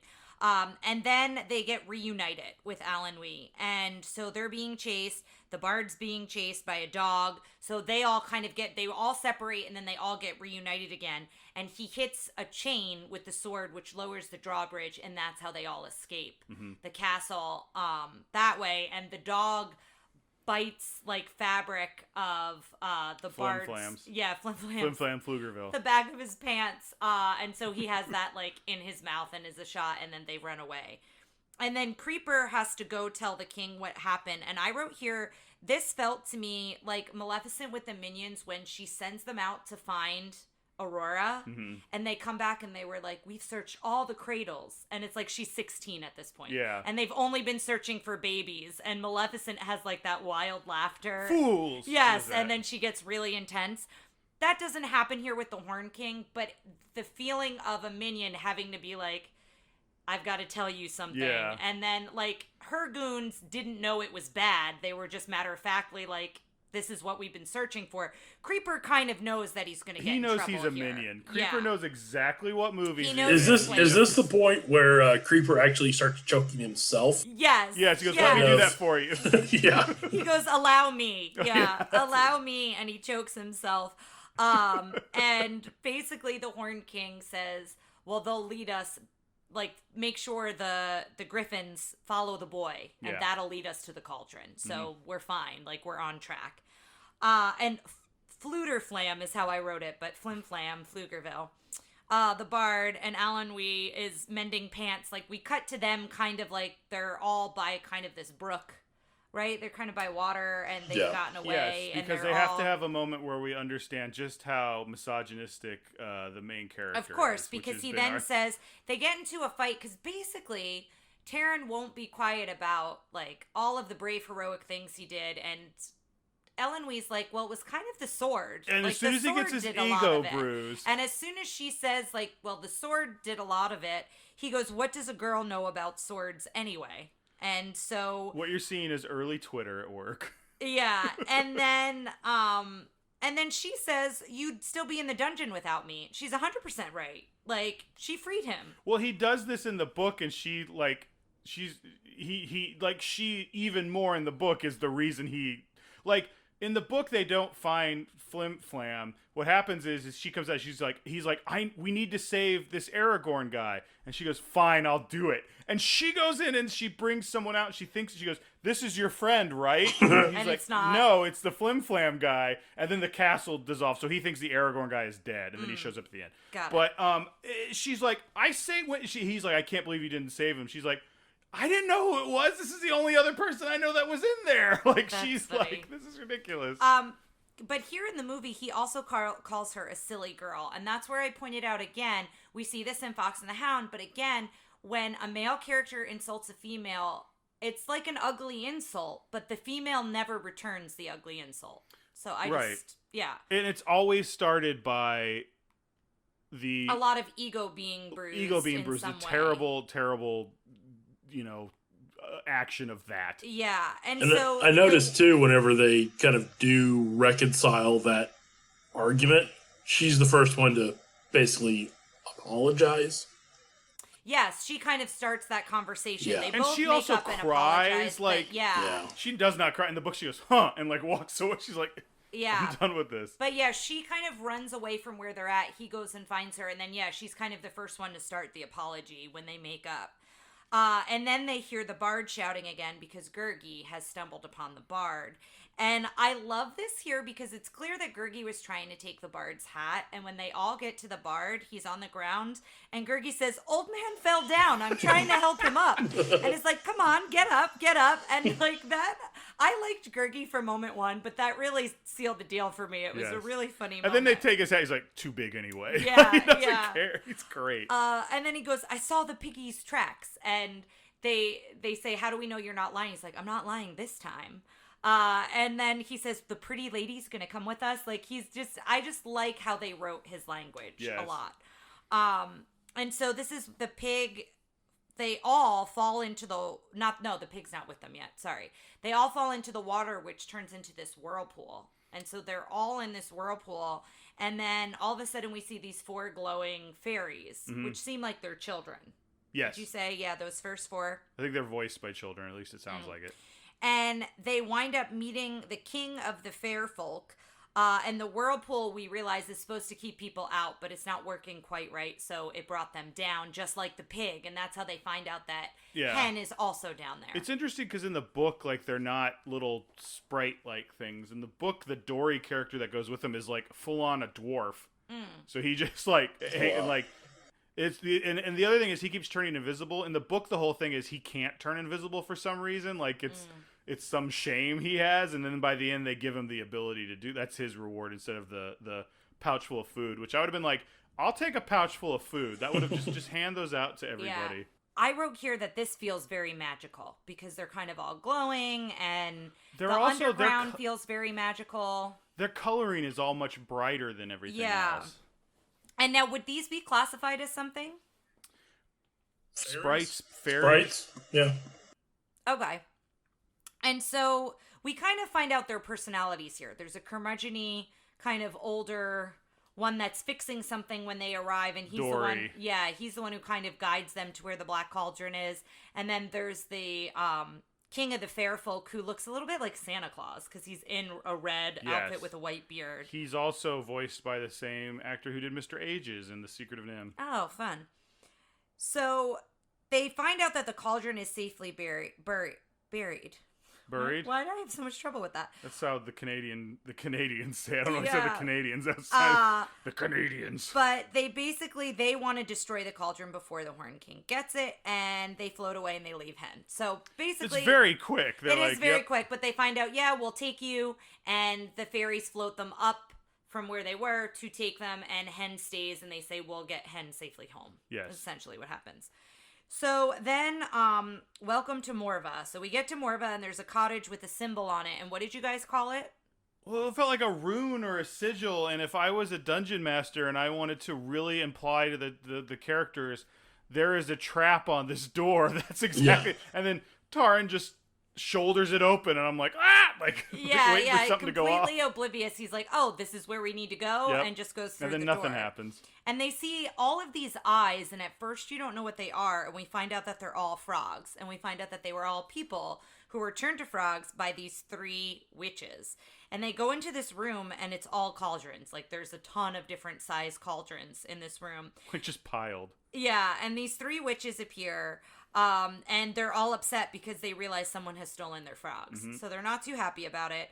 And they say they're going to turn them into frogs and eat them. And then there's this whole bit. There's one witch who is very voluptuous, similar to the dancer in the scene earlier. Yes.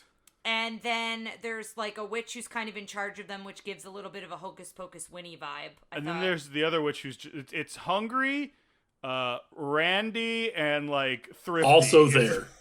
Yeah. I'm here too. Yeah, and so we meet them, and the one who is more voluptuous is like smitten with the bard. So they turn the bard into the frog, and then she keeps turning him back into the bard because she wants to keep him. And then when he's turned into the frog and she can't find the frog, it's because he's in her cleavage, which just kind of he's in there for a long time. It seems just a little inappropriate. And it's zoomed in on it. Yeah, like it's yes. It's for longer than it should have been, and I don't know that it should have been in there at all. Yeah. So they tell the witches what they're looking for, and the main witch goes, "Can I interest you in something else? Perhaps a bucket, perhaps a crock." I don't know that she says crock pot, but she says something like a crock pot. Yeah. Like she offers up all these other things, and then the sword splits them all and destroys all of the other offerings. And then the witch immediately is like, "I have to have that sword. Like, I need that sword." And she tells her other witches, she's like, "We'll trade the cauldron for the sword, but they can't do anything with the cauldron, so then we'll get the cauldron back too. So eventually we'll have both back, so it won't matter." So they do the trade, they do the barter. The witches make this big deal that they bargain and they barter. You know, we don't just give something for nothing. And they take it and they disappear. And then the wind picks up and like picks up the whole house and like kind of destroys everything that they're in. And then I have a note here that you wanted to talk about the sword in the book. I've said everything. Have you mentioned yeah. Okay, it's all so the you stuff can about cut that how out. the All sword. Right. Yeah, it was Ellen Wee and blah blah Got blah. it. Yeah. Okay. Sorry. So the ground opens up and then the cauldron appears. So it appears and the witches are howling here. They're like laughing and howling. They're up in the clouds like Mufasa. Yeah, and they say that, you know, they're laughing because they're like, the Black Cauldron can never be destroyed. Only the evil powers can stop. So, which is the same thing. It's not like they're like, I don't want anyone to have this. Yeah. Like, either way, we want the evil to stop at the end of the day. That is the most important part about the cauldron. Yeah, exactly. It's like you can't blow up the Death Star, but you can render the laser inert. It's like, that's what I want to do. Yeah. And so they say you can climb in to stop it, but you won't be able to climb out. And at first when they say you can climb in, Gurgi's like, "Oh, I'll climb in, like, no problem." And then when they say, "Well, you'll never get back out," then Gurgi's like, "No way, man." Yeah, Gurgi wants to be helpful, but he's just not brave is the problem. And I think that moment's important for what happens later on. But then the witches disappear again, and the fairy winds up leaving them here, too. Because he just didn't really have anything to do in the rest of the script. Yeah, he just leaves. And then this is where Taran is pretty down and out. He's like, "Without my sword, I'm nothing." And then Alan Wee kind of tells him, "No, I believe in you. Like, we can do this." Has to boost the male ego to get things done. Jeez Louise. And then all the goons and the henchmen have found them because they've been following them. And Gurgi hides away. So Gurgi runs. Gurgi doesn't get captured. But the 3 of them get captured. And they get taken back to the castle. And that's where we see them next. They're all tied up and chained up in the castle. And the Horn King puts one of the skeletons into the Black Cauldron and calls them the Cauldron Born. And I think he's referred to them as Cauldron Born once or twice in the film. But this is when they become Cauldron Born and they're the army of the dead. And when this happens, the magic of the cauldron with that glowing lava skull, that's another really intense scene that I think could be very scary. Even just the skeleton shuffling along is real intense. Yeah.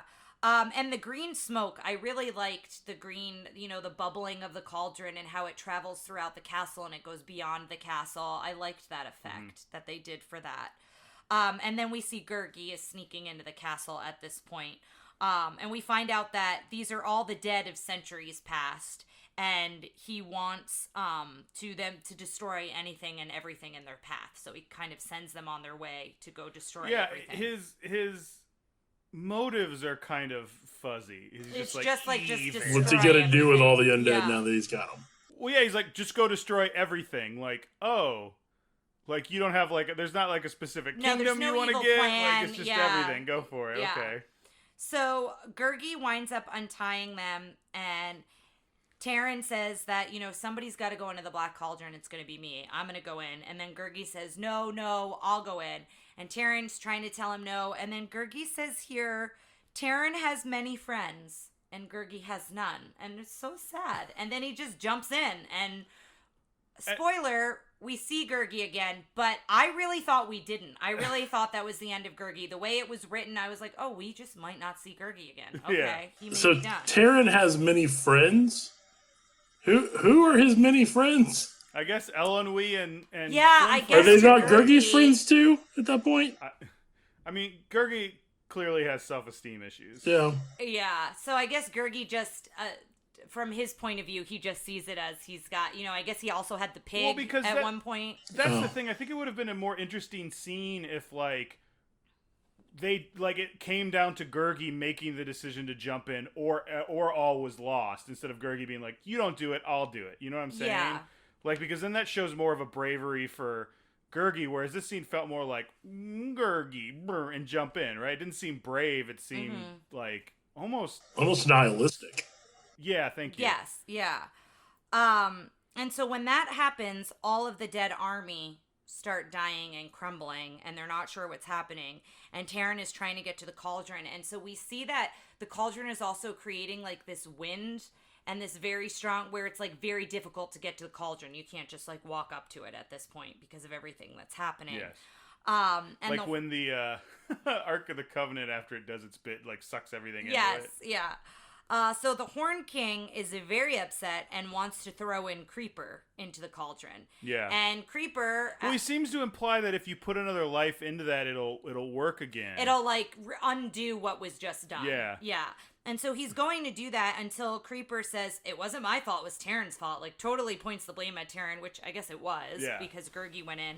So then the Horn King is focused on Taryn and wanting to throw Taryn into the Black Cauldron. But then he just kind of like shuffles by him as he gets sucked in. He's like, "Oh no!" Like it's like, well, why did that suck him more than it did Taryn? Well, like, Taryn was holding on to, at one point, is holding on to that like iron ring that's on the castle. So he's holding on to that, I guess. But yeah, he's being dragged by the cauldron. Almost seems like the cauldron wants the Horned King at this point now, because it's like really focused on sucking him in. And it does like a close up of the face on the cauldron. He's like, no. Yeah, of the king that the cauldron was turned in, or yes, king that's was turned like into the baked cauldron. into the cauldron. Yeah, and this death scene is really intense. Like, it like strips him of his skin. Yeah, his clothes get ripped away, and then his skin, and he's broken all apart, and then lava goes up through his bones. Like, it is a very intense death sequence. It's possibly my favorite death so far. Yeah, it's a really... But it's like a almost PG-13 death. Yeah.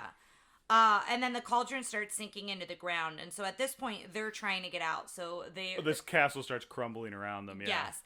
So they're trying to get out. Which may be magical, or may just be the terrible craftsmanship of that castle. That's true. It did look very old. Yeah, it did look pretty run down. So they're trying to get out, and they get on this boat to take the moat out. So they're like kind of down below, and the castle explodes, and there's flames and lava everywhere. Well, now hold on, because there's like a gate that's like closed. Oh, yes. And they go, the gate's closed, and literally there's like 3 seconds where like Flim Flam and Ellen, we look at each other like, a gate! Like, they just look like they don't know what to do, and Taryn's like, well, I'll get out and I'll open the gate. It's like any one of you could have tried to open that like, gate. it's not like it's not a magical barrier. People know how, you've solved my gate puzzle. Like, yeah. So that happens, and the castle basically falls into the water, and then we see Creeper, who is like, oh no, Master's gone, or whatever, I forget what he calls the Horn King. Sire. And then he's like, Sire's gone, and is like he realizes wildly, he's free. deliriously happy that like he can be free, and we see this cutscene of him on one of those Griffins, And he's got like horns, and he's just laughing and so excited that he's like fleeing. He's like holding horns. He's putting them on his head like, I'm the Horn King. So funny. And then the Black Cauldron appears in the water, and then the witches appear again. And so the witches are about to take the cauldron back, and the bard's like, hold on here. We don't give anything away, and basically does to them what the witches did with the sword. And he did remind me of Merlin here, because he was very crafty to be like, now wait a second. We're going to trade you something. You need to give us something. And so that's how they get the sword back.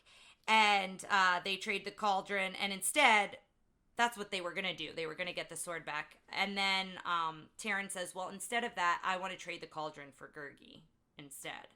So Gurgi comes back. I think it's cool. I feel like everybody gets like a moment to shine except for Elenwe. Yes. Like, yeah, because the Flim bard, Flam that gets, was that bard's moment, I feel like. Taryn has like a moment where he's like, you could be a great warrior, which is all he's ever wanted. He's like, no. Like, he's he wants Gurgi Yeah. instead. Like, Gurgi has Friendship become his is friend. magic. Yeah. And so then they all go off together, and we see that the pig is showing what is happening to Doblin? The old man in the beginning. Who was caring for the pig. Dalbin. Yeah.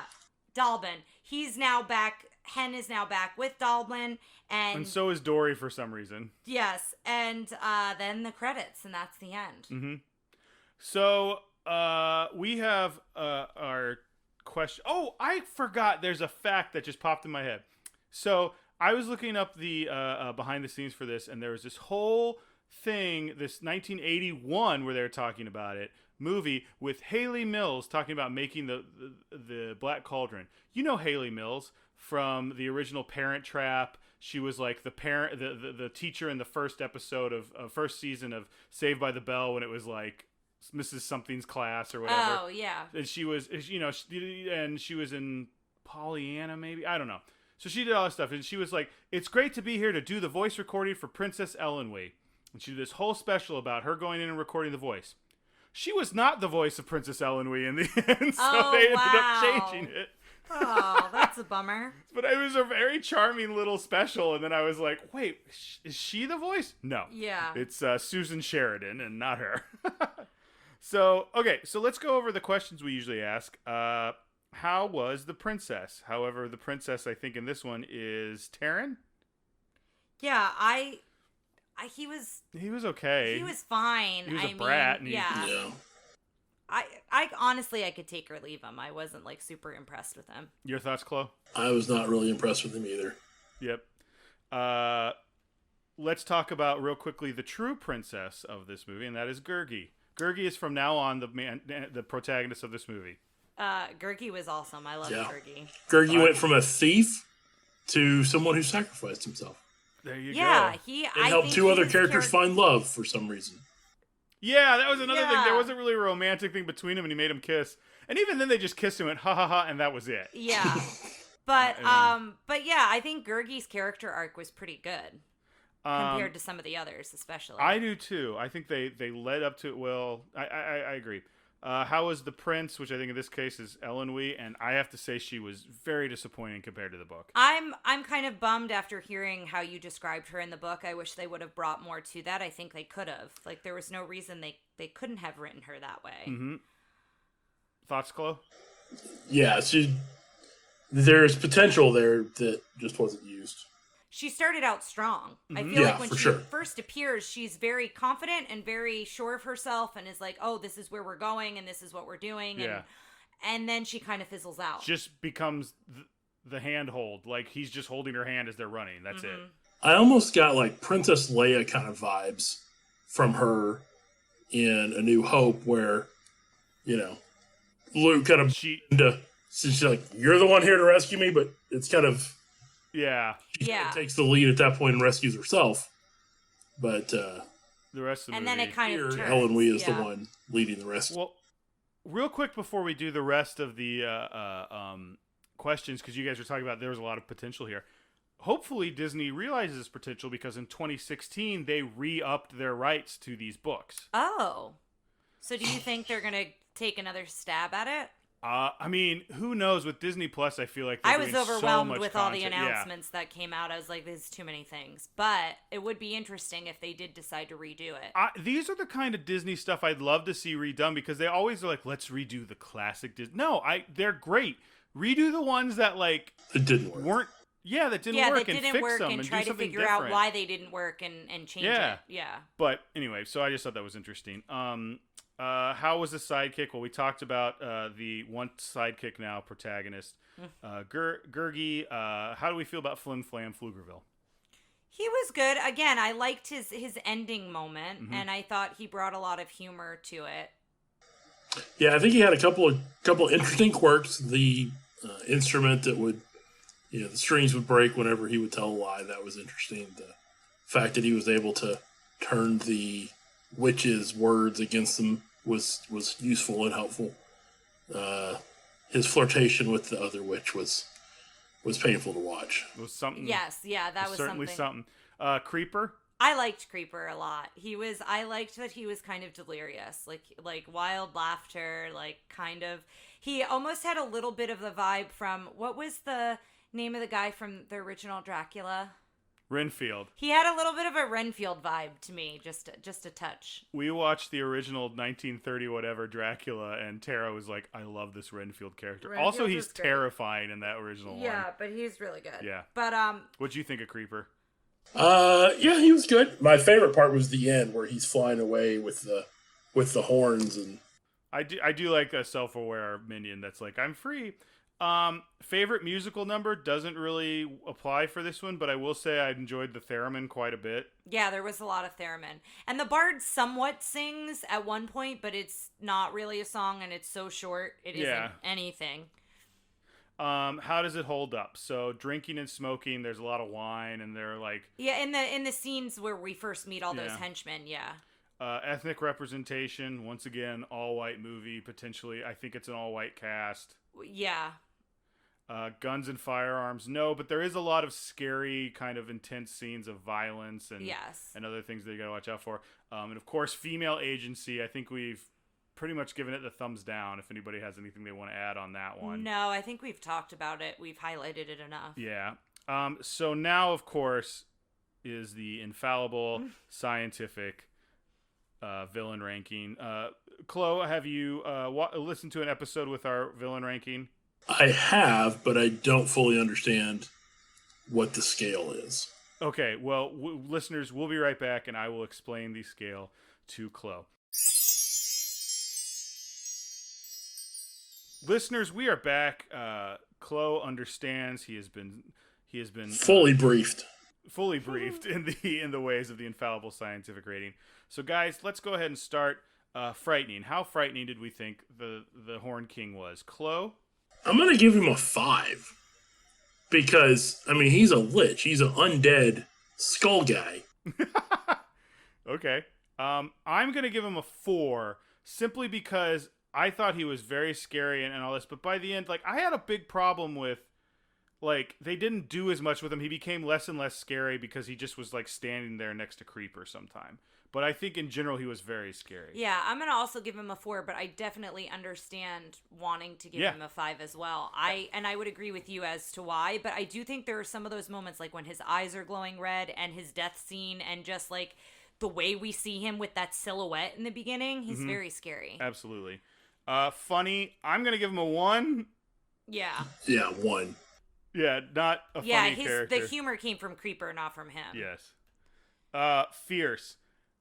I'm also going to give him, I think, a 1. I think he was a foreboding presence, but that's not fierce to me. I think he could have been. I wanted him to be more... You can give him something other than a 1, but... I don't know. Chloe, you go. I'm thinking on it.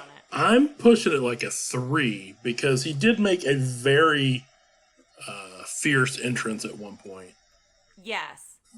And I think that warrants... a little bit higher than... I think he did have a presence. I'm going to give him a 2. Okay. But because I agree with you. When he first came on the screen with that silhouetted shadow, I was here for it. I was like, yes, this is like a really intense villain, and I was really excited for him, and I didn't know him, right? So I had high hopes for him. I think I got a little disappointed as the movie went on. But there were some moments in the beginning where I thought he was pretty intense. Effective. So he gets the cauldron. He activates the cauldron. He gets his cauldron born out the door. But he doesn't really... But he did. That's all he wanted to do from our understanding. So in a way, if that's his plan, like, he did it. But at the same time, his plan sucked. Yeah. So to me, I think maybe a 3. Well, do you evaluate him on his plan, or do you evaluate him on executing the plan? I think the past, we've evaluated on if they execute their plan.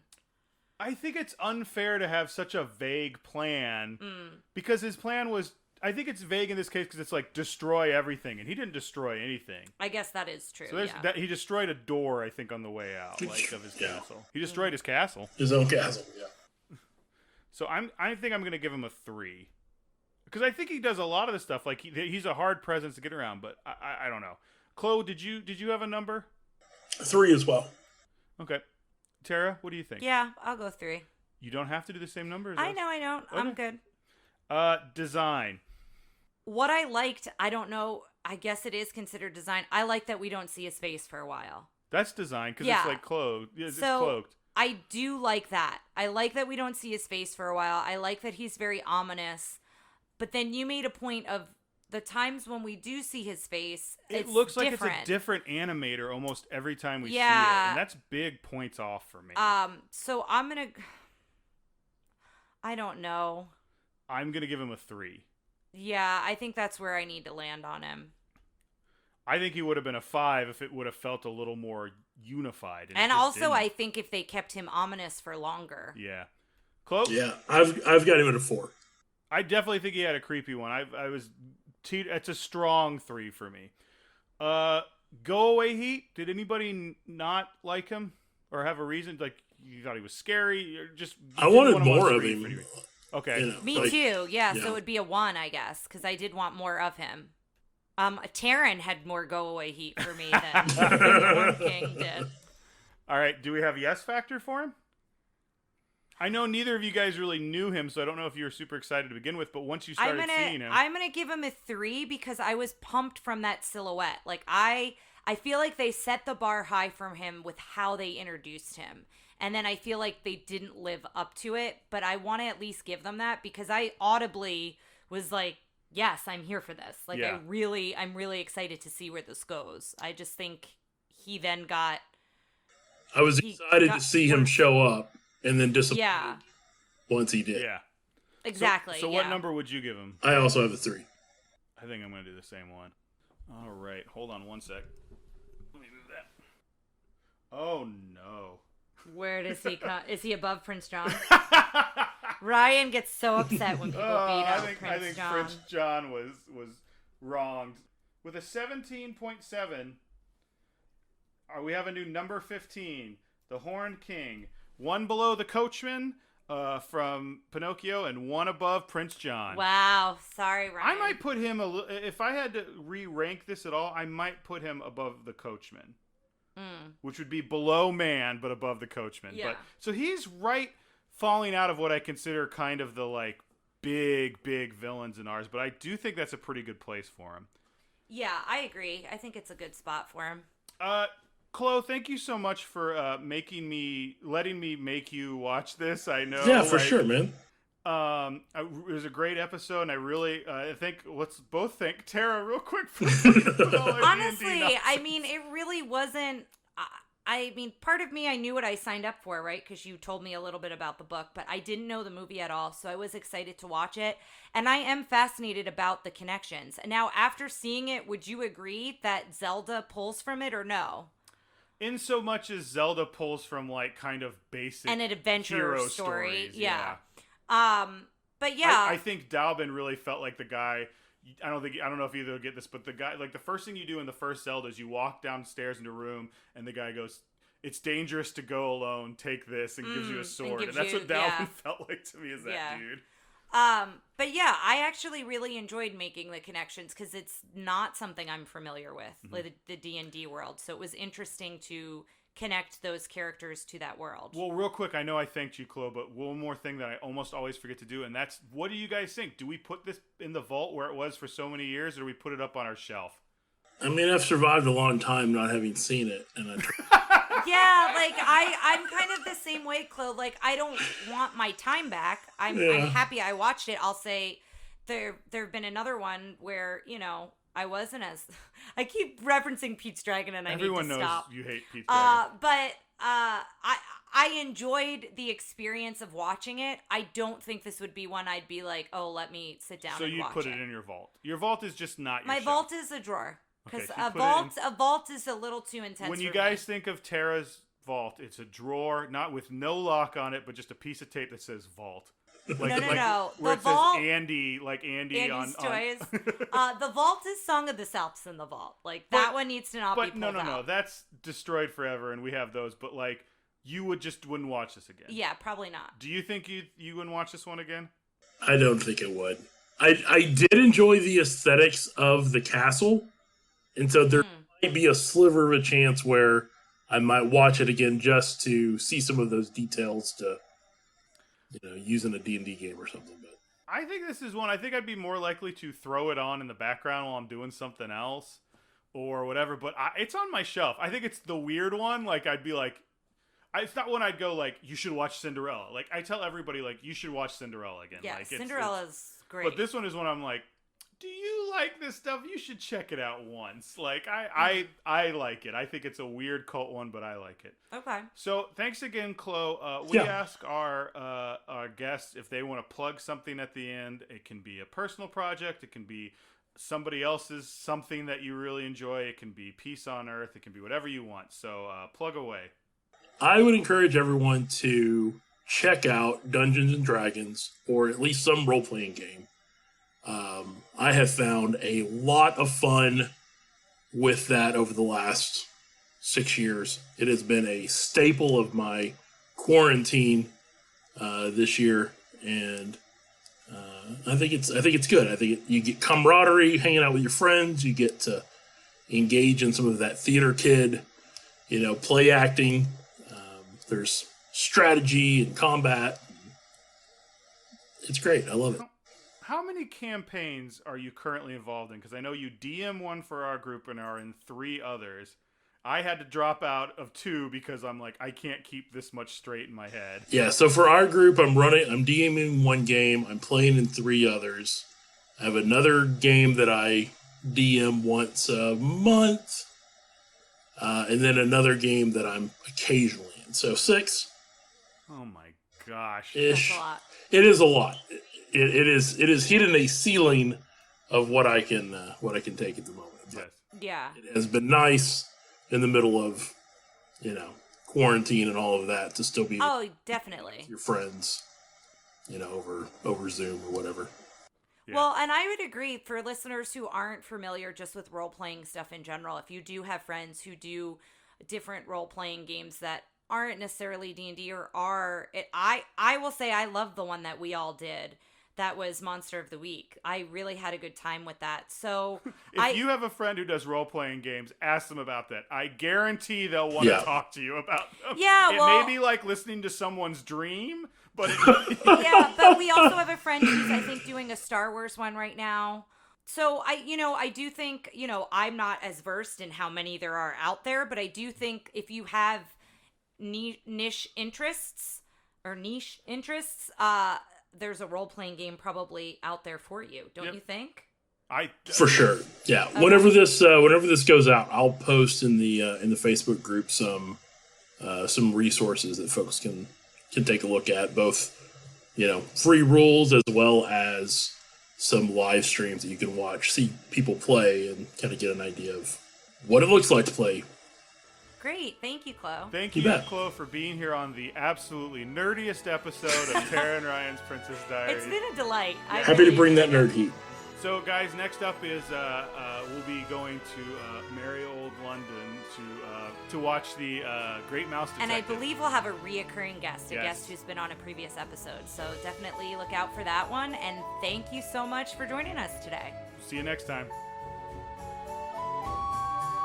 Thanks for listening to Tara and Ryan's Princess Diaries. If you want to tell us your favorite Disney villain and why it's guest on, send us an email at trprincessdiaries@gmail.com. Or you can send a tweet about how great Maleficent is to @TRPDiaries. Check out our Facebook group by searching for Tara and Ryan's Princess Diaries.